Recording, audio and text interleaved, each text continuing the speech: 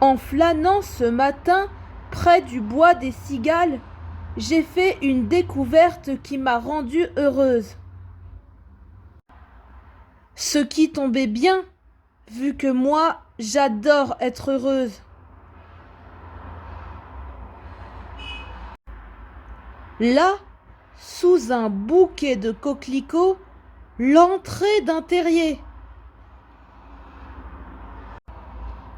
En voyant ça, je me suis dit « Oh là là !» et mes poils ont gonflé comme un soufflé au fromage. Ma truffe était catégorique. Un monstre se cachait là-dessous et j'allais le capturer. Ou alors, je m'appelle Plugerty. La bagarre promettait d'être belle. Pour une fois, ma proie ne serait pas un nunuche en peluche, ni un truc en plastique qui fait pouic. Non! Aujourd'hui, le combat serait à bave réelle et l'ennemi, un monstre bio 100% naturel. Toute cette affaire m'excitait tellement que j'ai arraché un coquelicot d'un coup de dent, d'un seul. C'est que je suis restée chasseuse, moi, et mes fesses ont beau apprécier le confort d'un coussin moelleux, mon âme n'a jamais perdu son instinct de louve sauvage. Comme je faisais les 100 pas autour du terrier, une autre découverte m'a fait bondir de rage. Un second trou. C'était une sortie de secours pour permettre au monstre de s'échapper en riant et en se moquant de moi.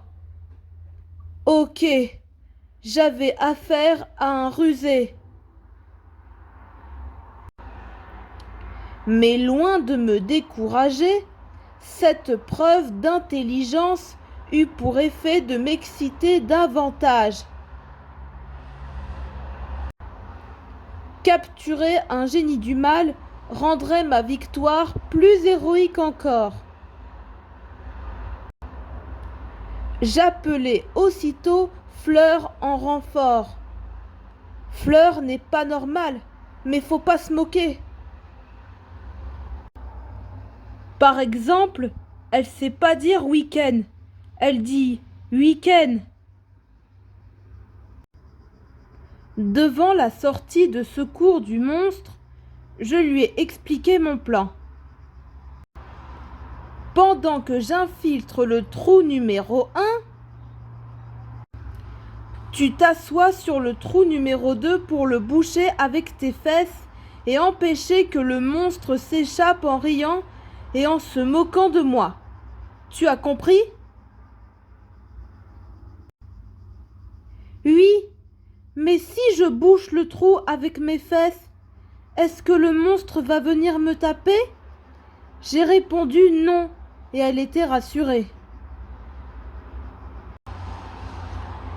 Une fois Fleur bien installée sur le trou numéro 2, je me suis glissée à pas de louve dans le numéro 1. Oh, que ça puait bon là-dedans! À vue de truffe, ce sale vénard n'avait pas pris de douche depuis des années. Soudain, un vacarme remonta des profondeurs du terrier. Le monstre, il venait de bouger. Il était là. Je l'entendais souffler, haleter, et son cœur trépignait de rage d'avoir été découvert. Et puis, j'ai vu briller quelque chose dans le noir. Ses yeux. 2 billes grosses comme des raisins qui me fixaient avec stupeur et effroi. D'un coup de gueule, j'ai chopé sa queue ou quelque chose comme ça, et le monstre s'est mis à pleurnicher. Ouïe, ouïe, ouïe, arrêtez, lâchez-moi!